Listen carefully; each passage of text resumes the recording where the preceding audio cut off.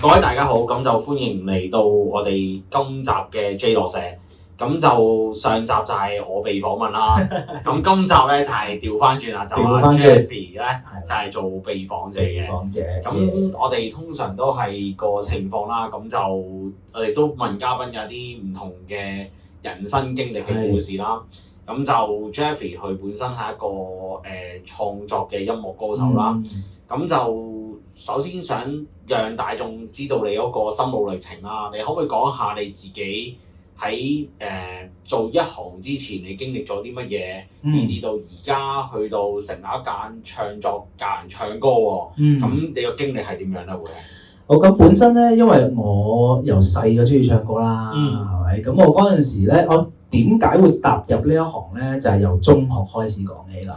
咁中學你知就好興啊，搞嗰啲歌唱比賽啊嘛。咁我嗰陣時咧我嗰陣時未學唱歌㗎，咁一個無知嘅小伙子咁樣啦。咁啊見到哇喺以前嗰啲師姐，我嗰陣時中五度啦，中五我記得係中五。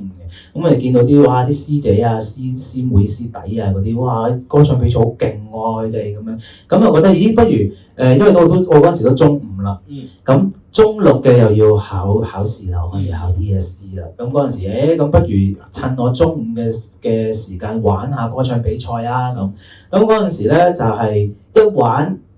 唔玩猶自可啊！一玩咧就冠軍咗，哇！阿晒運咁嗰陣時我就攞咗第一個冠軍啊！喺中五嘅時候，咁我嗰陣時我覺得唔通我自己唱歌真係掂嘅咁樣，嗰陣時就咁樣啦。咁所以我由中五開始咧，我就開始踏入咗我唱歌嘅呢條路啦。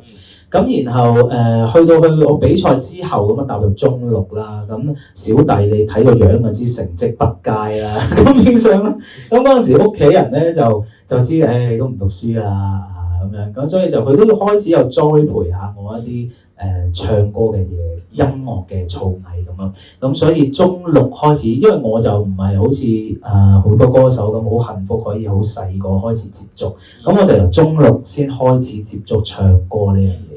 咁由中六開始咁樣就學啦，咁去我中六畢業，咁我嗰陣時就好慶幸啊，唔知點解又讀到大學啊，嗰陣時就係咁好好運氣啦，啲老師啊睇住我咁跟住然後咧去大學嘅時候咧，咁我本身我就開始有一個揀科嘅迷茫啦，去到我呢個人生嘅第一個迷茫啦，就係揀科啦。我嗰陣時，咁嗰陣時我就諗緊本身我咧除咗音樂呢條路咧，其實我嗰陣時我都幾中意 IT 呢樣嘢，即係好中意嗰啲執下圖啊、排下版啊嗰啲電腦嘢 IT 仔啊。嗰陣時我諗住，咁呢一個咧亦都係我覺得就係可能之後穩定啲喎。而家你知科技 AI 越嚟越興啦，咁嗰陣時我就諗住呢一行可能都穩定穩定咁咯。咁但係嗰陣時突然間我就見到原來大學係有讀音樂嘅喎。嗰陣時我先知中學冇音樂讀㗎，我呢啲真係只係音樂科咁樣，得閒就瞓下覺咁啊，即係音樂科嗰陣時嘅我。咁跟住我見到音樂科喎，咁我就咁我嗰陣時就冇同父母講嘅，咁我就去咗面試先。係啦，咁就開始音樂科去面試先。咁我點知咧就收咗 offer， 咁大鑊啦！收咗 offer， 即係話一定要同家長講啦。咁我同屋企人講，咁屋企人第一個反應就係同我講，梗係唔好啦！你音樂呢啲係咪先？唔通你劉德華你就話啫，係咪？你做乞衣㗎咁同我講。咁嗰陣時我就卻步咗一下。但係咧，好彩就係因為嗰陣時我學緊唱歌咧，咁其實就有其他啲音樂人啦，亦都有一啲歌手喺嗰個地方度出現嘅。咁佢就俾咗好多意見我，就其實除咗你讀音樂呢一科，咁除咗幕前之外咧，其實仲有好多工作㗎喎，係嘛？譬如有音樂監製啊，又有廣告嘅音樂啊，或者係配樂啊等等等等。咁嗰陣時我就聽咗佢哋講。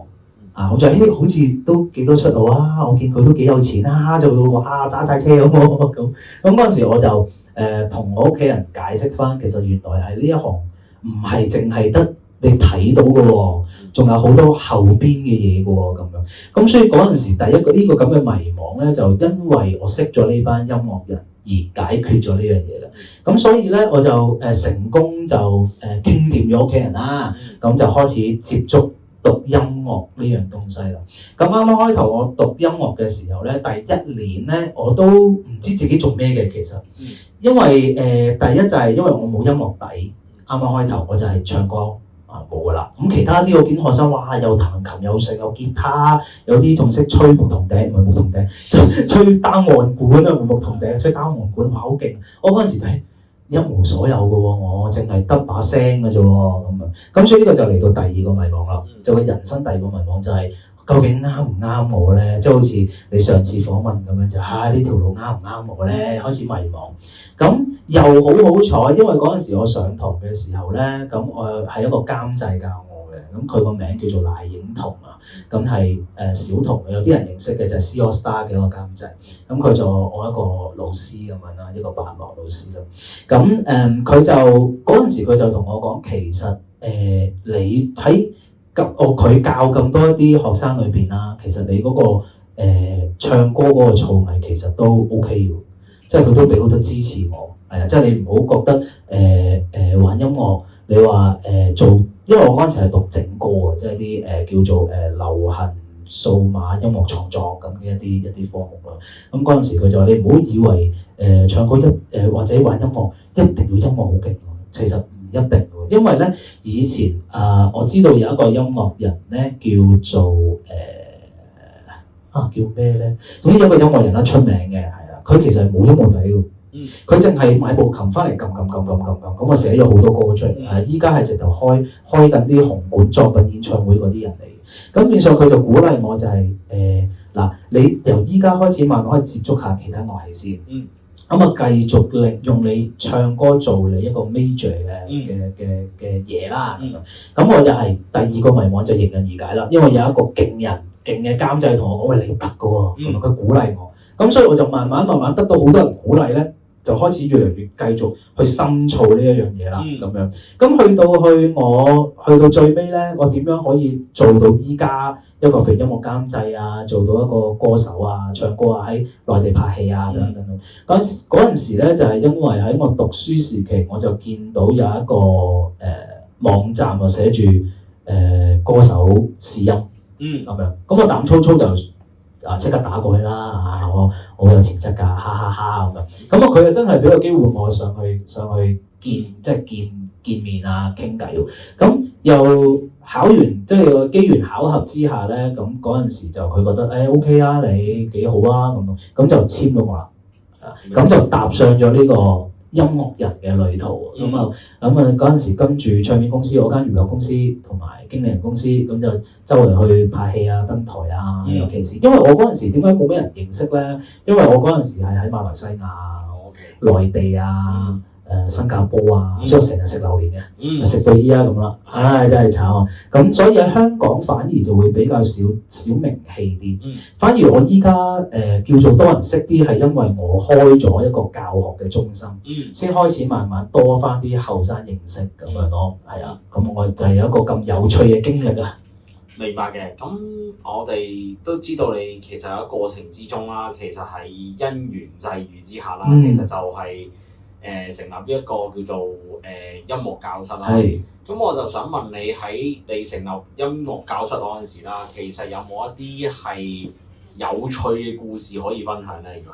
其實咧，因為我依家咧就有兩個自己嘅公司或者嘅事業啦，一個就係專做教育啦、教學啦，第二個就係做創作啦、活動策劃啊等等，即係做一啲所謂嘅音樂嘅嘢啦，總之歌啦、活動啦、統籌啊等等。咁離唔開藝術嘅，其實我都係流行文化藝術就係依家做緊嘅嘢啦。咁我嗰陣時啱啱開頭我開教育中心嘅時候咧，其實都經歷過好多得意嘅東西嘅。點解咧？因為我本身我自己就冇一啲創業嘅經驗啦。第一，雖然我屋企人有，但係我就自己係零嘅。因為嗰陣時一路都係唱歌、拍嘢、做主持，都冇創過業嘅，都唔知係咩嚟嘅。但係嗰陣時就諗住儲咗第一筆少少嘅錢，咁嗰陣時我又同我解咗約啦，同公司嗰陣時，因為佢本身喺香港嘅間公司，咁但係佢因為馬來西亞發展得勁嘛，咁所以佢就成間公司搬咗去馬來西亞。咁變相我又唔想不停出現喺馬來西亞，我又想我喺香港做翻自己嘅事業咁，所以我就好忍痛地請辭咗嗰邊唱片公司啦，咁所以就自己做。咁嗰陣時又係好迷茫嘅，因為冇咗公司，咁我都唔知可以做啲乜，即係任何嘅工作都冇做。咁所以嗰陣時就有筆錢，啱啱所講啦。咁所以我就諗住，不如開一間嘢創下業，自己睇下可唔可以做撈得起啦咁樣。咁嗰陣時我就膽粗粗同埋一個 partner 啦，咁啊佢就開始開呢一度教育中心。啱啱開頭開咧。因為我依家本身係教唱歌嘅，咁啊有教一啲 artist 啊，或者係總之一啲 vocal training 啦咁。咁啱啱開頭開呢度好有趣嘅，我就唔係做我個心唔係諗住做唱歌，因為嗰陣時我基本上我好少做教學呢樣嘢，因為我係做緊幕前工作啊，一啲娛樂嘅事業。咁變相教學基本上同我嚟講好似冇咩拉楞啊。完全拉冧嘅，咁所以啱啱開頭開咧，我係諗住教揾人揾啲 partner 啊，揾啲老師啊去教琴啊，教下豎琴啊咁樣。咁但係又好景不常啦，因為咧嗰陣時就疫情啦，一疫情嗰一波咧就令到啲學生全部停咗，起碼都停咗起碼3-4年啦疫情。咁變相嗰陣時，你知啲學生走咗就唔翻嚟㗎啦，係咪？咁嗰一排咧。我就直頭試過零收入嘅，真係零㗎，真係老師又零，我又零，唔知點算，租都交唔到。咁好彩嗰陣時業主都好好嘅，佢知道係疫情，咁就有1-2個月就，因為嗰陣時候1-2個月開始交唔到租，真係。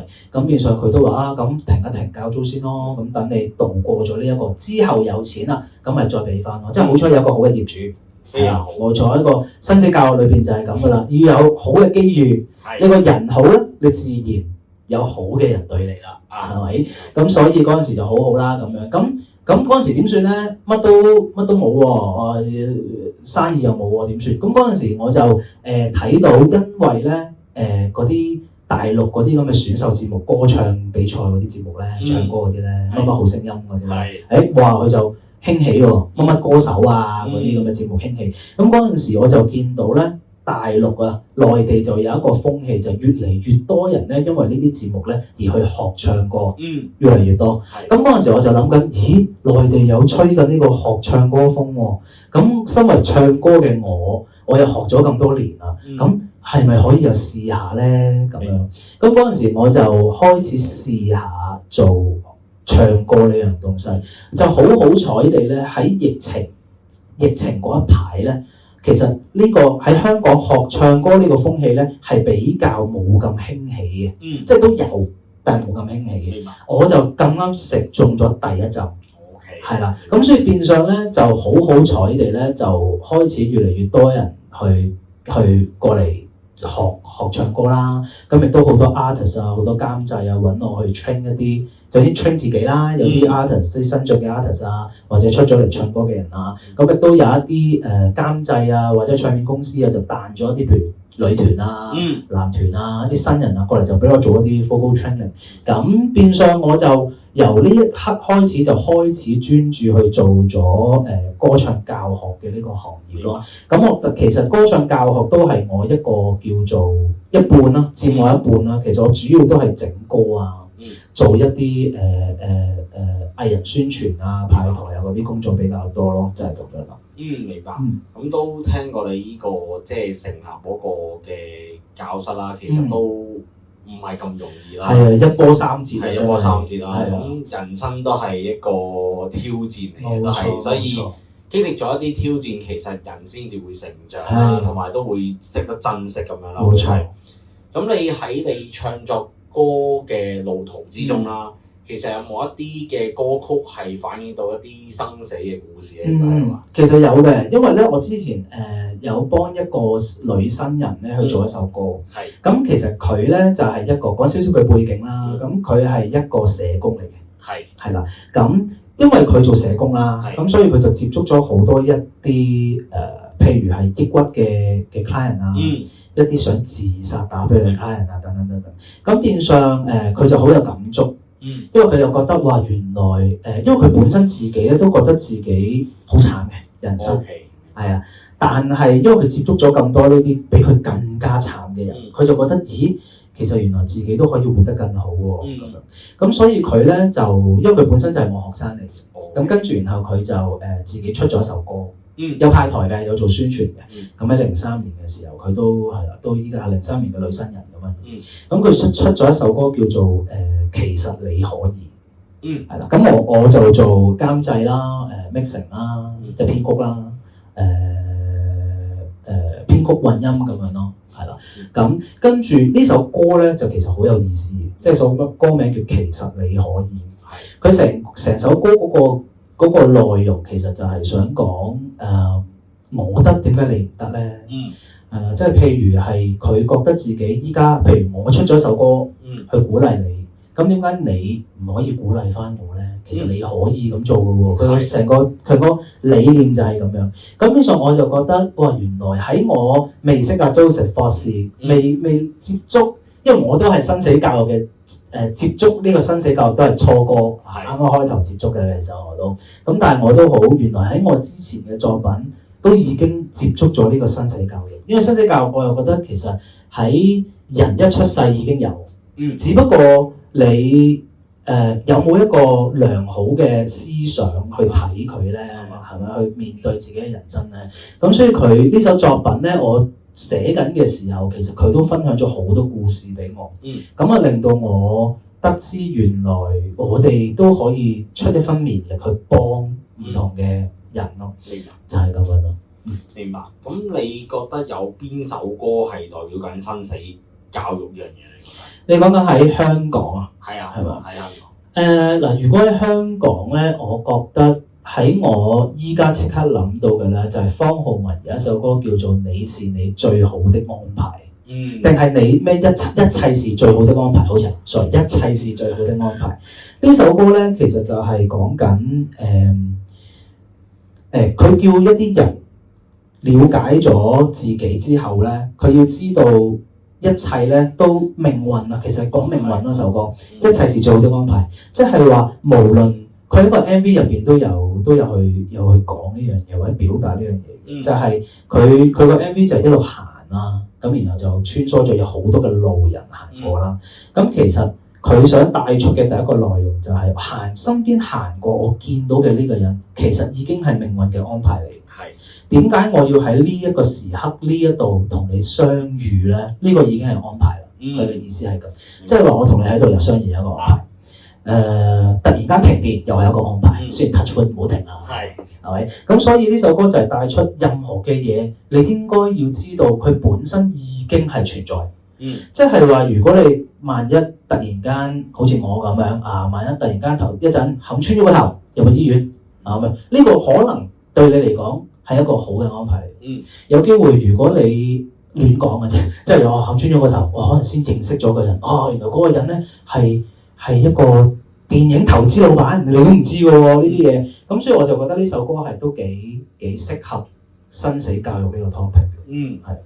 咁喺你認識呢個生死教育啦，咁開始就想將一啲音樂文化融入呢個生死教育啦。咁你將來譬如有啲乜嘢嘅計劃係將呢個音樂文化藝術融入呢個生死教育咧？本身咧，因為我啱啱開頭唔係又接觸生死教育好耐啦，咁但係我都覺得生死教育係一樣非常之值得去推廣，去令到更加多年青人或者更加多總之唔同嘅人啦，唔同世界嘅人分分鐘都接觸上。咁所以咧嚟緊，其實我都有好多計劃想係有關於生死教育。譬如我第一個計劃嘅嚟緊咧，有機會可能會喺7月度開始計劃，下年嘅7月度計劃就係一個喺大專院校做嘅一個生死教育嘅音樂劇。咁我為咗咩咧？其實就係因為你知音樂劇咧，其實接觸嘅學生，因為我係諗住同學生一齊參與嘅呢場嘢。